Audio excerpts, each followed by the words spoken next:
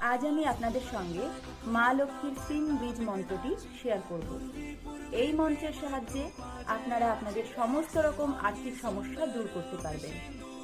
অনেক দিন ধরে কোথাও আটকে থাকা টাকা সেটাও ফেরত পেতে পারেন। আবার ঋণ ধারে জড়িয়ে গেছেন, সমস্যার সমাধান হচ্ছে না, এই মন্ত্রের সাহায্যে কিন্তু ঋণ ধার থেকেও আপনি মুক্তি পেতে পারেন। মন্ত্রটি হল শ্রীম। শ্রীম, SHREEM, শ্রীম।